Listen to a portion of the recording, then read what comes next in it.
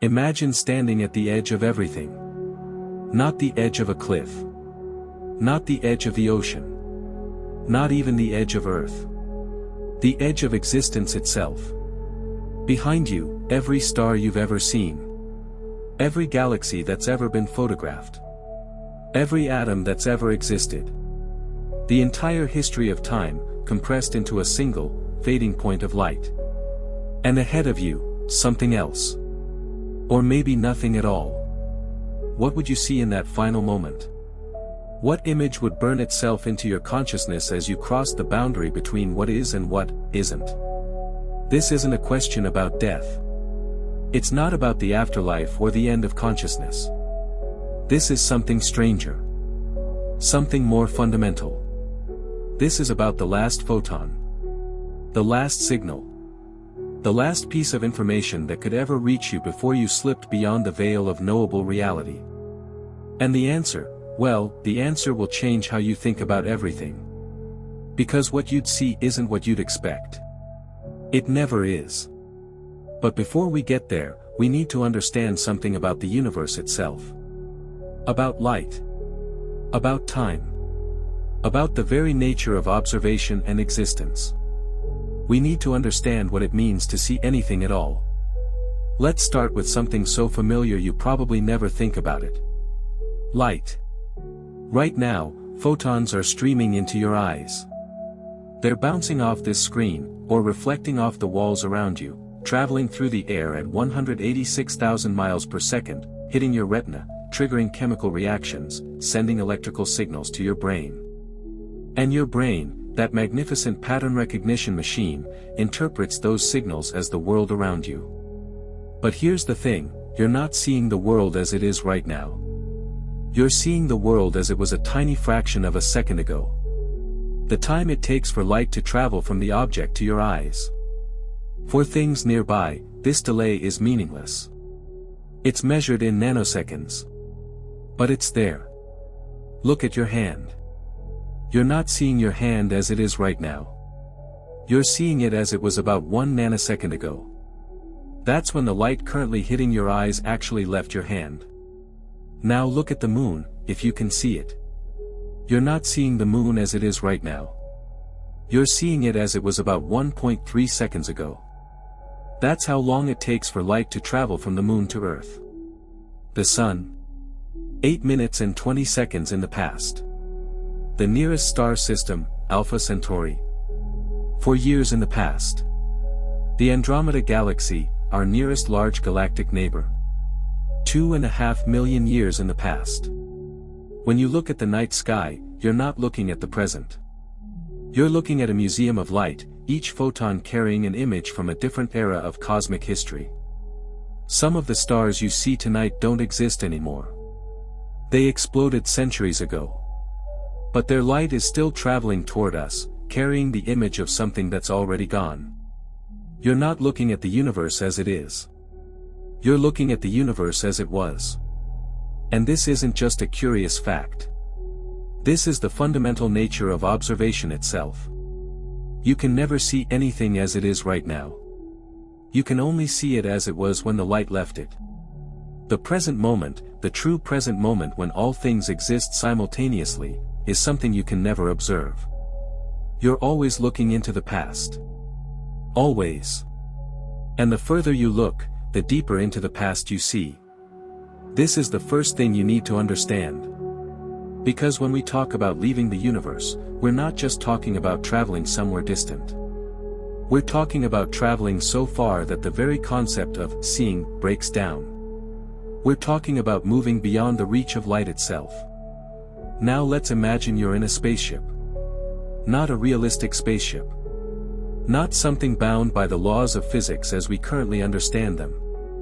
For this thought experiment, let's say you have access to something impossible, a vehicle that can accelerate you to any speed you want. Even speeds that shouldn't be possible. You leave Earth on a bright morning. Your family waves goodbye. You watch them getting smaller through your window as you rise up through the atmosphere, through the blue sky that fades to black, past the point where stars become visible even in daylight. You leave Earth's orbit. You pass the moon. You accelerate past Mars, past Jupiter with its swirling storms, past Saturn with its impossible rings. At first, nothing seems too strange. You look back, and you can still see Earth. It's getting smaller, sure, a blue marble, then a blue dot, then just another point of light among millions. But it's there. The sun is there. The stars are there. Everything looks normal, just distant. But you keep accelerating. You pass the speed of spacecraft we've actually built. You pass the speed of the Voyager probes, humanity's fastest and most distant messengers, now drifting through interstellar space at about 38,000 miles per hour. You leave them behind like they're standing still. You accelerate more. You're moving at 10% of the speed of light now. Then 20%. Then 50%. And this is where things start to get genuinely weird. When you look back at Earth, assuming you have a telescope powerful enough to see it, you notice something odd. Everything seems to be moving in fast forward. If you could see people, they'd be rushing around like characters in an old silent film. Days and nights are flickering by. Seasons are changing in moments. This is time dilation, predicted by Einstein's theory of relativity and confirmed by countless experiments. From your perspective, time on Earth is speeding up because you're moving so fast relative to it. It's not an illusion. It's not a trick of perception. Time actually is flowing at different rates for you and for Earth. Both perspectives are equally valid. From Earth, if they could observe you, you'd appear to be moving in slow motion. From your perspective, Earth is in fast forward. Time is relative. It depends on your motion. But you're not here to watch Earth. You're here to leave. So you accelerate more. Faster. Faster. 90% of the speed of light. 99%. 99.9%. You're approaching the cosmic speed limit. The speed at which light travels through vacuum. The speed at which causality itself propagates. And according to Einstein, you can never quite reach it. As you approach the speed of light, strange things happen. Your mass, from the perspective of a stationary observer, begins to increase. The energy required to accelerate you further grows exponentially. To actually reach the speed of light, you'd need infinite energy. It's not just difficult. It's impossible. The laws of physics forbid it. Nothing with mass can reach the speed of light. But remember, this is a thought experiment. We're exploring the boundaries of reality itself. So let's give you something impossible. Let's say your spaceship has access to infinite energy. Or that you found some loophole in the laws of physics. Or that you've simply decided to ignore the rules. You reach the speed of light. And then you exceed it. And this is where everything breaks. The moment you cross the speed of light, something profound happens to the very structure of causality. From your perspective, looking back at the universe behind you, everything starts to change. The light from Earth, the light from the sun, the light from every star, it's all still traveling toward you at the speed of light. Because that's what light does. It always moves at the speed of light, from every perspective. But now you're moving faster than that light. The photons carrying information about what's happening back there are chasing you. But they can't catch up anymore. You've outrun the messengers. So what do you see when you look back? You see the last light that managed to reach you before you crossed that threshold. And as you accelerate further beyond light speed, even that light begins to behave strangely. Remember the Doppler effect? When an ambulance drives past you, the pitch of its siren seems to change. As it approaches, the sound waves are compressed, making the pitch higher. As it moves away, the waves are stretched, making the pitch lower. Light does the same thing. When a light source moves toward you, the light is blue shifted. The wavelengths are compressed, shifting toward the blue end of the spectrum. When it moves away, the light is red shifted, stretched toward the red end. This is how we know the universe is expanding. Distant galaxies are redshifted because they're moving away from us. But you're not just moving away from Earth. You're moving faster than light itself. The light chasing you would be redshifted beyond anything we've ever observed. Visible light would shift to infrared. Infrared to microwaves. Microwaves to radio waves. The wavelengths would stretch longer and longer, the frequency dropping lower and lower. And eventually, those photons would be so redshifted that they'd effectively have zero energy. They'd be stretched out across infinite wavelengths. From your perspective, the universe behind you wouldn't just fade to red. It would fade to nothing. Not black. Black is what you see when there's no light. But you wouldn't be seeing darkness. You'd be experiencing something stranger, a complete absence of visual information. The universe behind you would disappear. Not because it's gone, but because the connection has been severed. The light can't reach you anymore. You've crossed the threshold. You've left the observable universe. But let's pause here and think about what observable universe actually means. When we talk about the observable universe, we're not talking about the universe as a whole. We're talking about the region of space from which light has had time to reach us since the Big Bang. The universe is 13.8 billion years old. But the observable universe extends about 46 billion light-years in every direction. Wait. How is that possible? If the universe is only 13.8 billion years old, shouldn't light have only been able to travel 13.8 billion light-years? This is where the expansion of space comes in. The universe isn't just sitting still while things move through it. Space itself is expanding.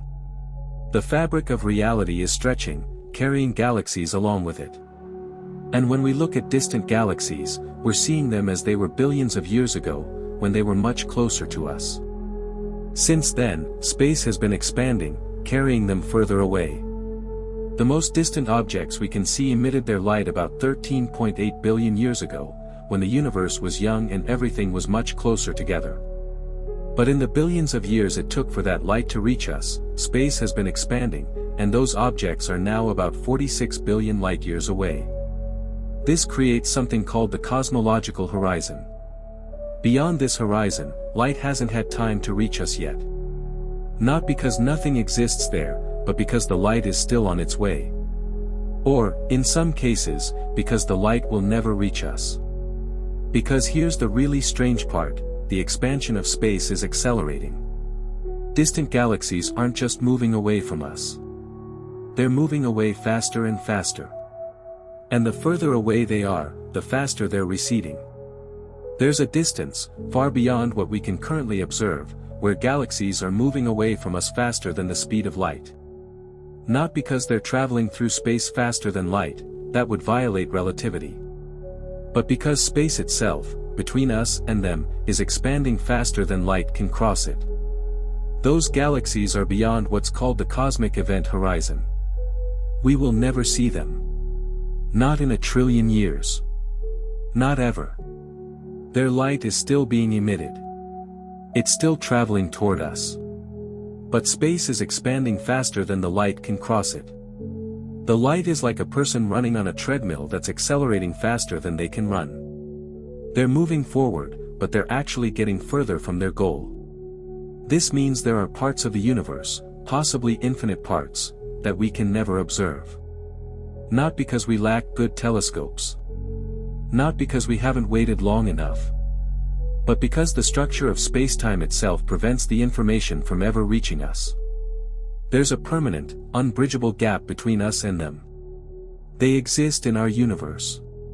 But they're fundamentally disconnected from us. No light. No signal. No information of any kind can ever cross that divide. So when we ask, what would you see before leaving the universe? We need to be more specific. Which universe? The universe as a whole, which might be infinite and might contain an infinite number of galaxies we can never see? Or the observable universe, the bubble of space that's causally connected to us? Because those are very different things. And the answer depends on which boundary you're crossing. Let's focus on the observable universe first. Let's say you're traveling outward from Earth, heading toward the edge of the region from which light can reach us. You're heading toward the cosmic horizon.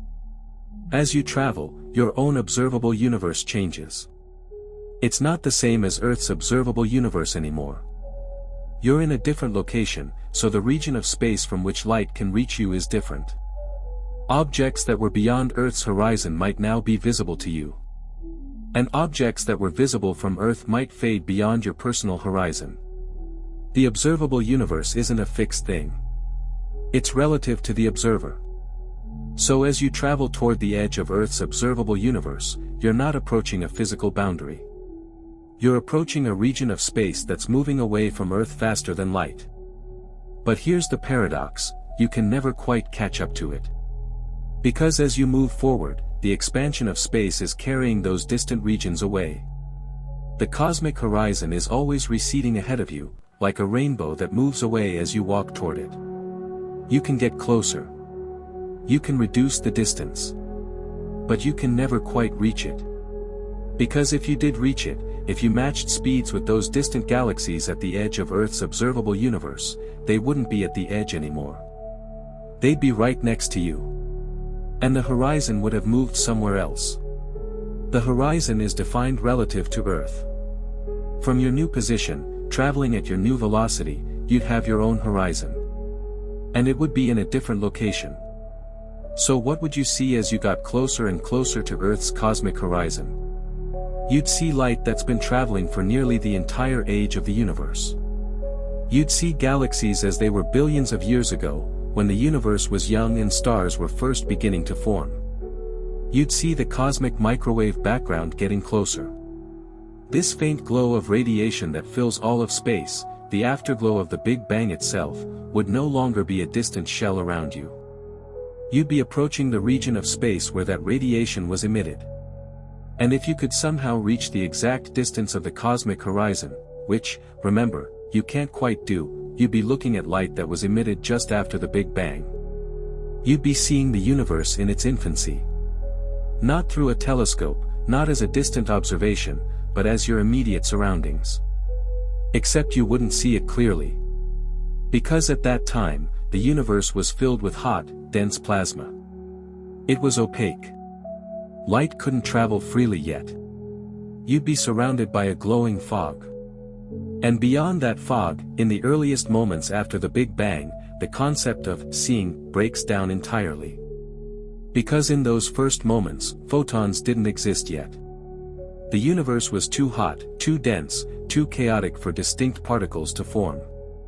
There was energy. There was space-time. But there was nothing to see. You'd be at the edge of observability itself. The place where light, and therefore vision, ceases to exist. But there's another way to reach a boundary. What if, instead of traveling outward through space, you fell into a black hole? Black holes are perhaps the strangest objects in the universe.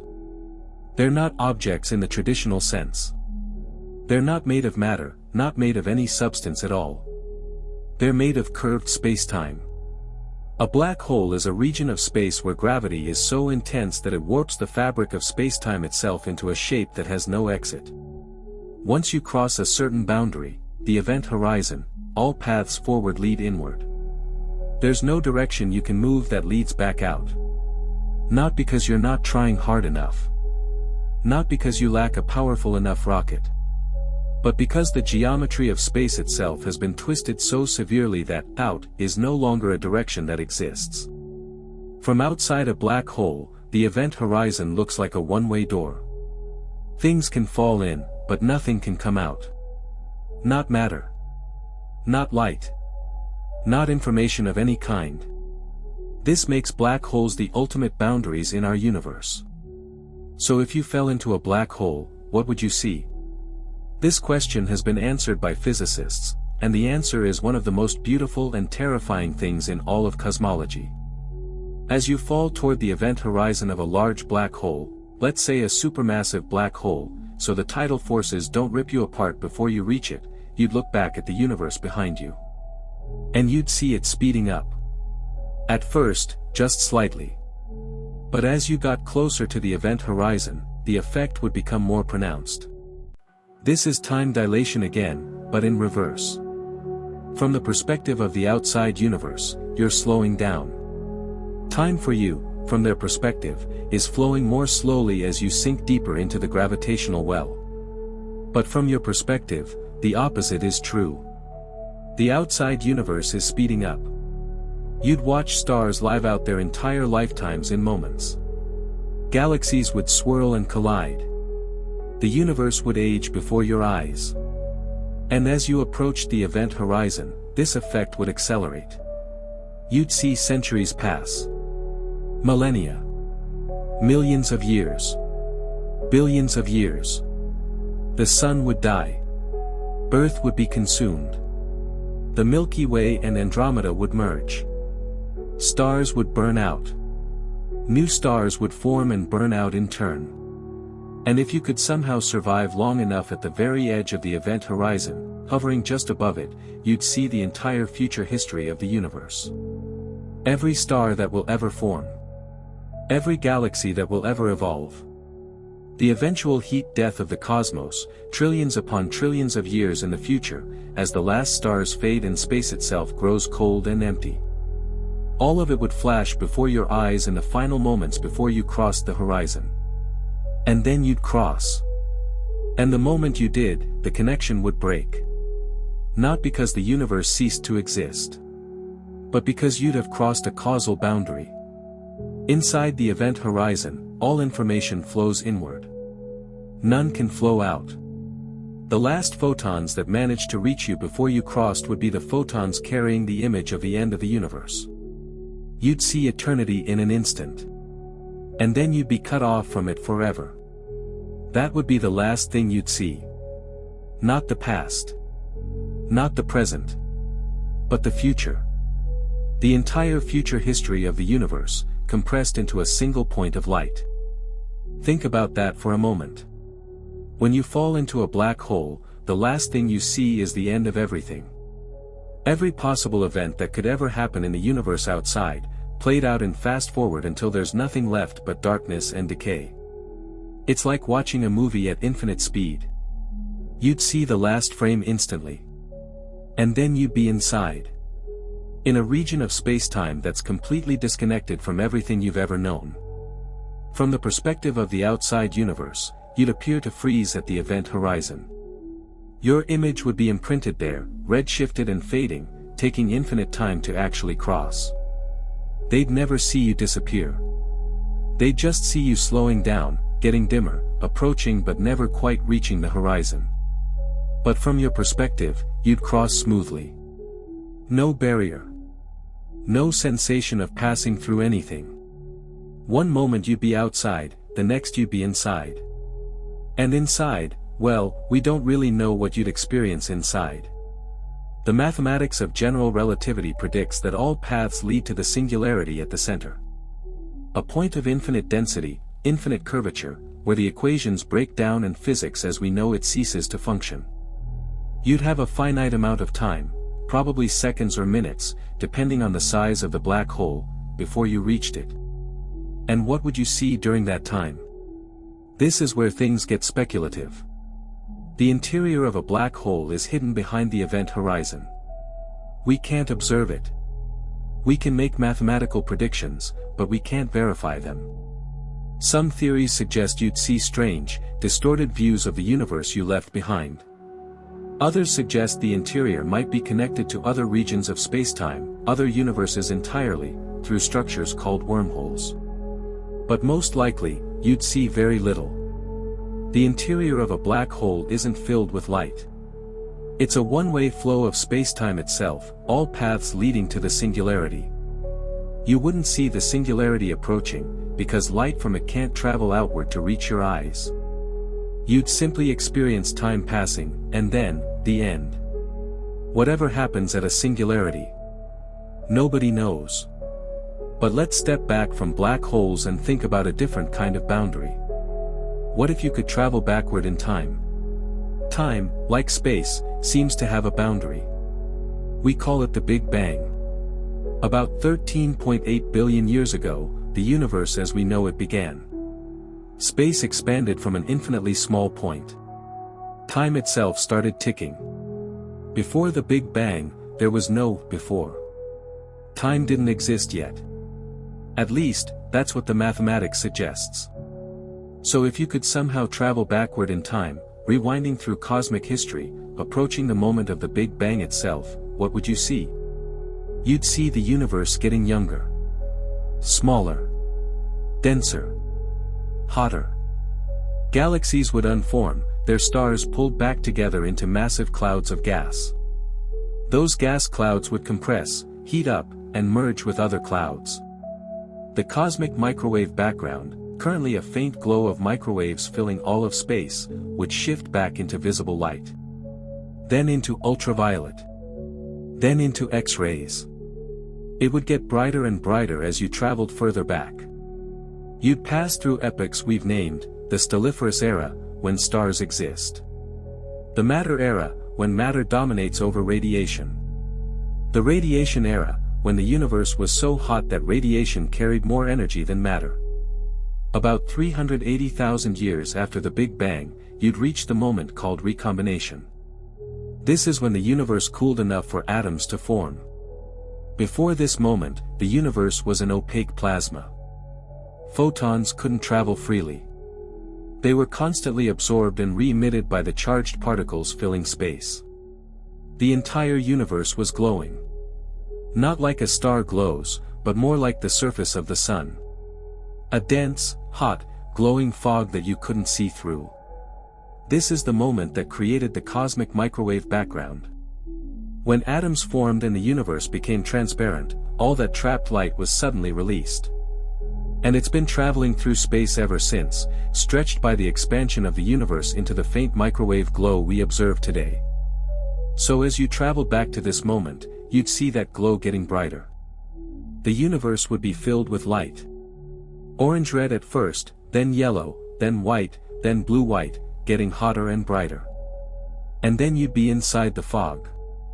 Surrounded by glowing plasma. Unable to see more than a short distance in any direction because the light is constantly scattered. But you'd keep going backward.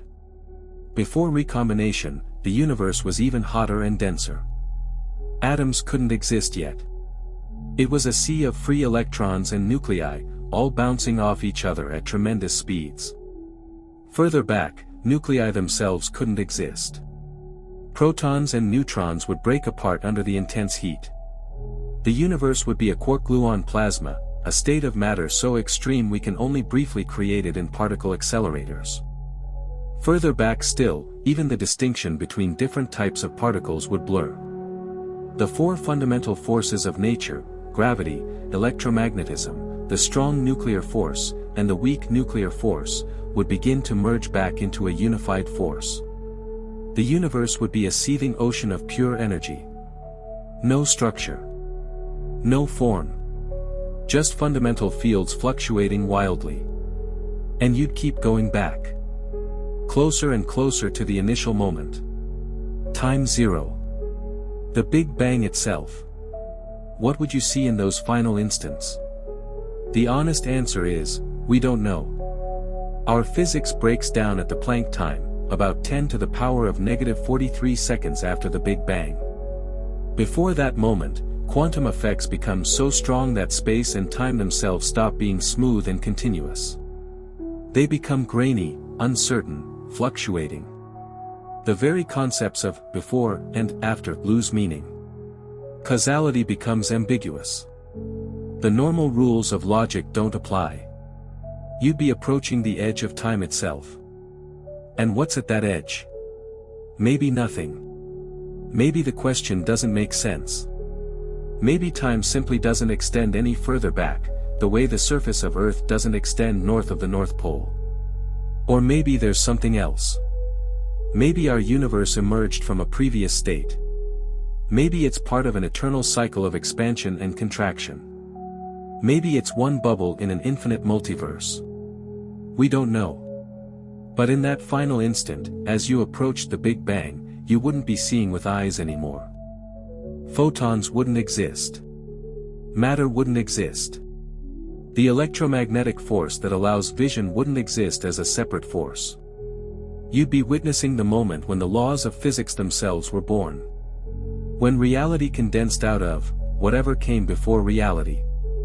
And the last thing you'd see, if seeing even means anything in that context, would be the universe dissolving into quantum foam. Into probability waves. Into pure potential. The edge of time. The boundary of causality.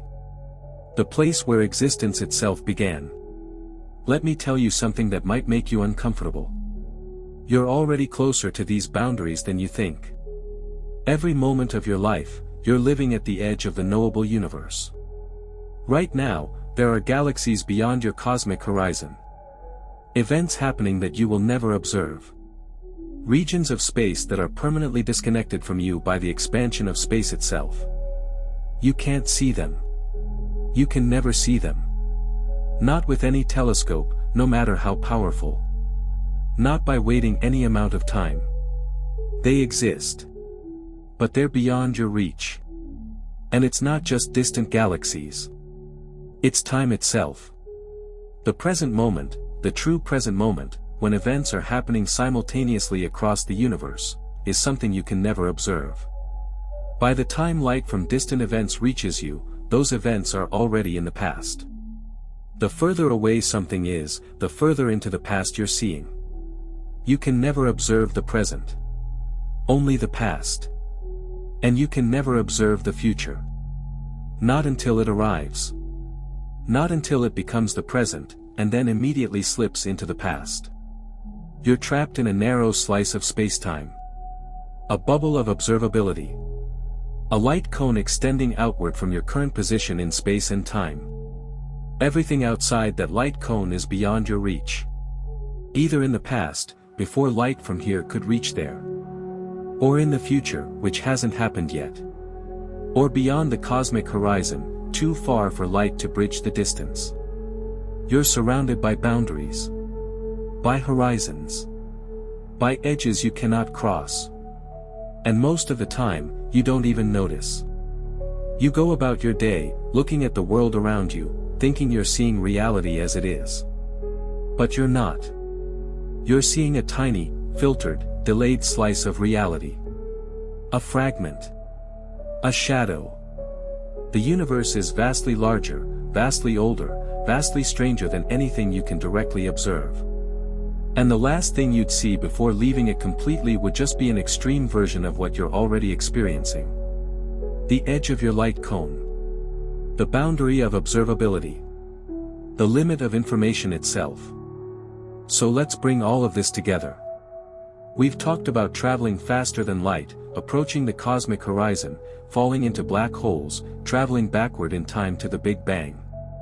All of these are different ways of approaching boundaries. Edges. Limits to observation. And in every case, the answer to, what would you see, is fundamentally the same. You'd see the limit of information. When you exceed the speed of light, information from the universe behind you can no longer catch up. The last thing you'd see is the last light that reached you before you crossed that threshold. When you approach the cosmic horizon, you're approaching a region from which light hasn't had time to reach Earth. The last thing you'd see is the oldest light in the universe, from just after the Big Bang. When you fall into a black hole, you see the entire future of the outside universe compressed into a single instant. The last thing you see is the end of time itself, from the outside universe's perspective. When you travel to the Big Bang, you see the universe unforming, dissolving back into quantum uncertainty. The last thing you see is the beginning of time, the moment when causality itself was born. In every case, you're seeing a moment of transition. A boundary. A place where one kind of reality ends and another begins. You're not seeing what's beyond the boundary, because beyond might not be something that can be seen. It might not involve light or photons or electromagnetic radiation or any means of observation we understand. The last thing you see is always the edge itself. The boundary of the knowable. But there's one more possibility we haven't fully explored. What if the universe itself has an actual, physical edge? Not a horizon, not a limit to observation, but an actual boundary where space stops. This seems absurd. How can space just stop? Space is the thing that contains locations. A boundary would need to exist somewhere, and somewhere is a location in space. It's a paradox. But some theoretical models allow for it. Some versions of string theory and M-theory suggest our universe might be a three-dimensional brain floating in a higher dimensional space. The edge of our universe would be the edge of that brain. If this is true, and if you could somehow reach that edge, you'd be approaching a place where the laws of physics as we know them simply don't apply. You wouldn't see the edge coming. There would be no warning. No sign. Because the very concept of seeing requires photons, and photons are part of our universe's physics. One moment, you'd be surrounded by space, matter, light, all the familiar features of reality. The next moment, what? Maybe nothing. Maybe your particles would simply cease to exist, unable to survive outside the framework of our universe's physics. Maybe you'd slip into the higher dimensional space, experiencing dimensions we can't even imagine. Maybe you'd pass through into another universe entirely, with different laws of physics, different fundamental constants, different possibilities for matter and energy. We have no way to know. But the last thing you'd see, the last thing you could see, would be the universe as it was in the instant before you crossed that impossible boundary. And then the rules would change. And seeing might not mean anything anymore. Let's think about this from a different angle. What if leaving the universe isn't about traveling somewhere? What if it's about changing your state of existence? Consciousness is a strange thing. We don't fully understand it. We know it emerges from the brain, from patterns of neural activity, from electrical and chemical signals cascading through networks of cells. But we don't know why it feels like something. Why there's a subjective experience. Why you are you, perceiving the world from inside your head. This is called the hard problem of consciousness. And nobody has solved it. Your experience of the universe is filtered through consciousness. Everything you see, hear, feel, think, it's all processed by your brain and presented to your conscious awareness. But your brain is limited. It can only process certain frequencies of light. Certain ranges of sound. Certain types of information. There are vast ranges of reality that you simply can't perceive.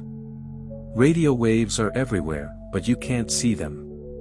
Ultraviolet light exists, but you can't see it. Quantum superpositions govern every particle, but you can't directly observe them. Your consciousness is like a window into reality. But it's a small window, with thick glass, showing only a narrow view. So what if you could expand that window? What if you could enhance your consciousness, or transform it entirely, allowing you to perceive more and more of reality? At first, you might see things that are currently invisible. The infrared glow of heat. The ultraviolet patterns on flowers. The magnetic fields of Earth. Further enhancement might let you perceive the quantum realm. The wave functions underlying matter. The probability clouds where particles exist in multiple states simultaneously until observed. Further still, you might perceive the structure of spacetime itself. The curvature caused by mass. The ripples of gravitational waves. The connections between entangled particles across vast distances. And if you kept expanding your consciousness, you might start to perceive the universe not as a collection of separate objects, but as a unified field. A single, continuous system. You'd see the connections between everything. The way every particle affects every other particle, however slightly. The way the present moment emerges from the past and gives rise to the future. The boundary between you and the universe would start to blur. Because what is you? You're a pattern of atoms. Those atoms are constantly being replaced. The carbon in your body was forged in the heart of dying stars. The water in your cells has been cycled through countless living things before you. You're not separate from the universe. You're a temporary configuration of the universe, examining itself. And if your consciousness expanded enough, you might realize this fully. You might stop experiencing yourself as a separate observer looking at the universe from outside. You might start experiencing yourself as the universe itself. And in that moment, the question, what would you see before leaving the universe, would become meaningless. Because you wouldn't be leaving. You'd be dissolving. Merging. Becoming one with everything. The last thing you'd see would be the boundary between self and other. And then that boundary would disappear. And there would only be everything. I want to tell you about a conversation I never had. Imagine you meet someone who claims they've been beyond the edge of the universe. They've crossed some boundary, seen what's on the other side, and returned to tell you about it. What could they possibly say? If they describe it using familiar concepts, light, space, time, matter, then they haven't really left our universe. They're still describing things within our physical framework. But if they've truly crossed into something else, something not governed by our laws of physics, then they can't describe it at all.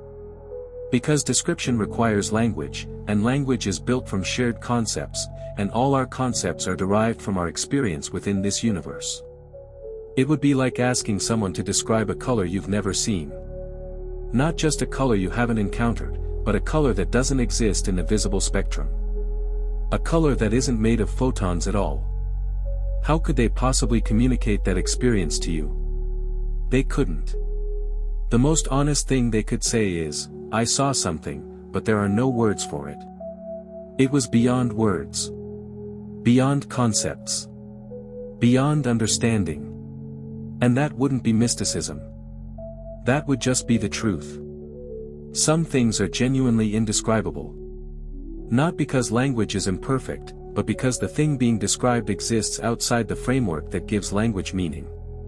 So maybe the answer to, what would you see before leaving the universe, is this. You'd see the moment when seeing itself becomes impossible. When the categories of thought that let you make sense of experience stop applying. When the universe, as you understand it, gives way to something that isn't a something at all. Here's what I find most beautiful about all of this. We're asking a question that might not have an answer. That might not even make sense. That pushes language and thought to their absolute limits. And yet we're asking it anyway. Because this is what humans do. We push at boundaries. We want to know what's beyond. Even when beyond might not exist. Even when the question itself might be flawed. We stand at the edge of our understanding and we look out into the unknown and we wonder. And that wondering, that curiosity, that refusal to accept the limits of our perception, that might be the most human thing there is.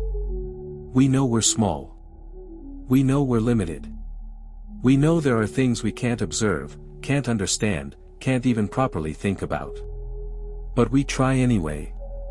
We build telescopes to see further.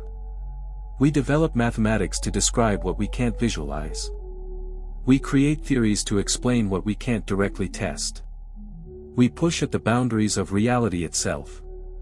And sometimes, in doing so, we realize that the boundaries aren't quite where we thought they were. 100 years ago, people thought the Milky Way was the entire universe. Then we discovered it's just one galaxy among billions. 50 years ago, people thought the expansion of the universe was slowing down. Then we discovered it's accelerating, driven by something we call dark energy but don't understand at all. 20 years ago, people thought we might live in a unique universe. Now we're seriously considering the possibility of a multiverse, infinite other universes with different laws of physics.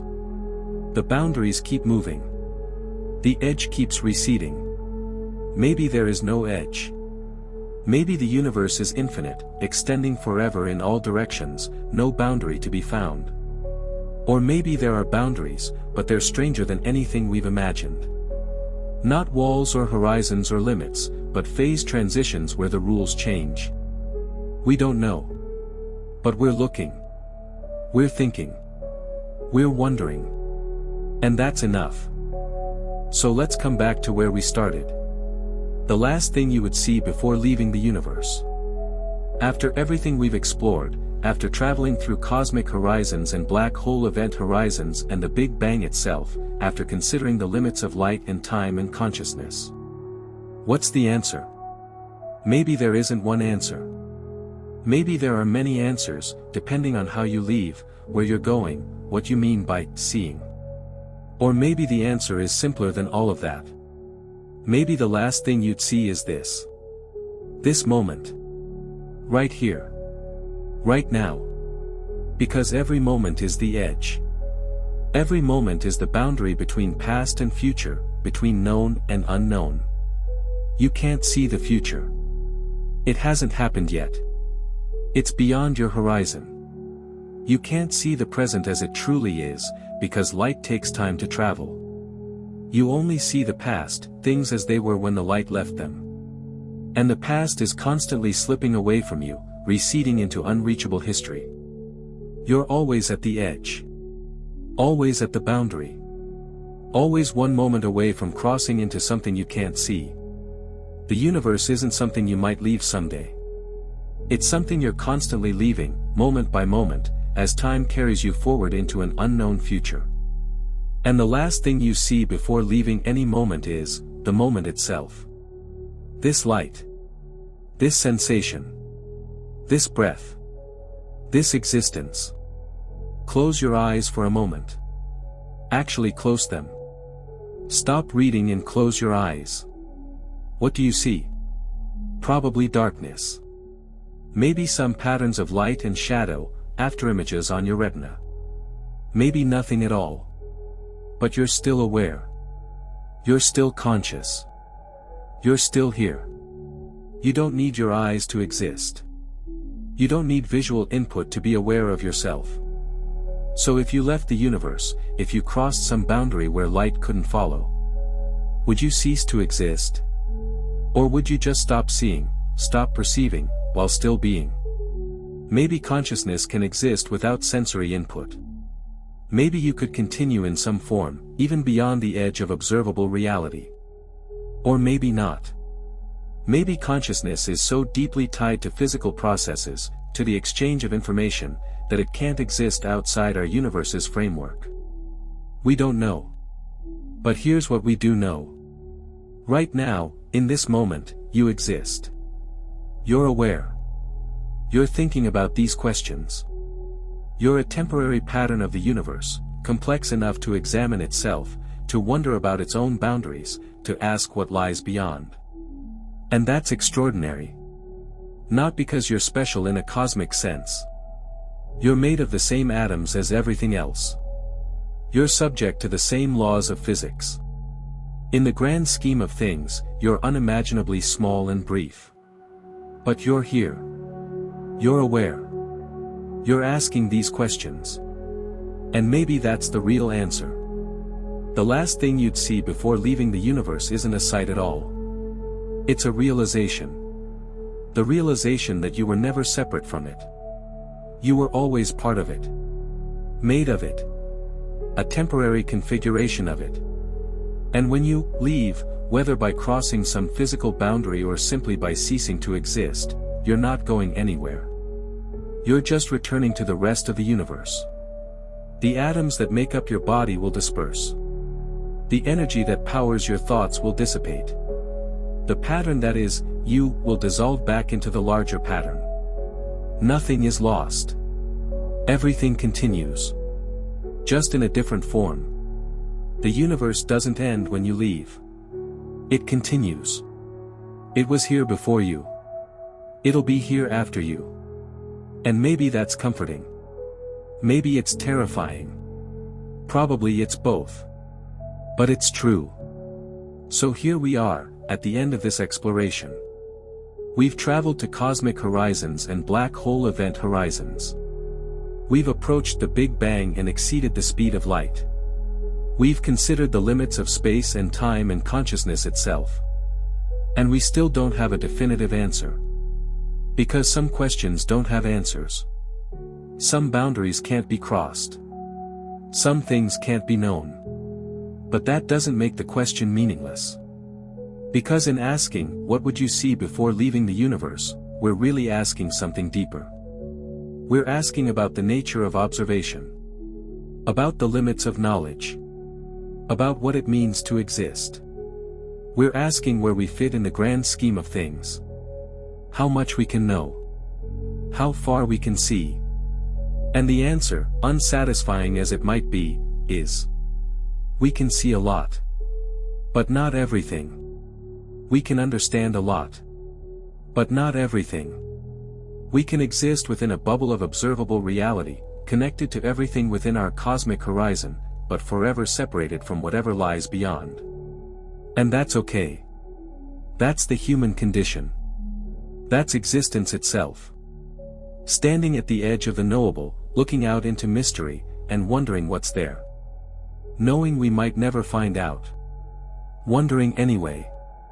The last thing you would see before leaving the universe is the same thing you're seeing right now. Reality. Filtered through your senses. Interpreted by your mind. Limited by the speed of light and the expansion of space and the capabilities of your consciousness. It's not the whole truth. It's not the complete picture. It's just a view. A perspective. A single vantage point in an incomprehensibly vast cosmos. But it's yours. And it's beautiful. Not because it shows you everything. But because it shows you something. Not because it answers all questions. But because it raises them. Not because it's complete. But because it's real. This moment. This light. This awareness. This boundary between everything you know and everything you don't. This is the edge of the universe. And you're standing on it right now. You've always been standing on it. And you always will be. Until the moment you're not. And what you'll see in that moment. Well. Maybe you'll find out someday. Or maybe you won't. Maybe the last thing you see will be a flash of ancient light, blue shifted into brilliance. Maybe it'll be the future, compressed into an instant. Maybe it'll be the universe dissolving into quantum foam. Maybe it'll be nothing at all. Or maybe it'll be something no one has ever imagined. Something beyond words. Beyond concepts. Beyond seeing itself. Thank you for standing here with me, at the edge of everything. Now take a breath. Look around you. And remember that you're already there. At the boundary between known and unknown. Between existence and whatever lies beyond. You've been there all along. And the universe, vast and strange and beautiful, continues around you. Forever at the edge. Forever wondering what's beyond. Forever human.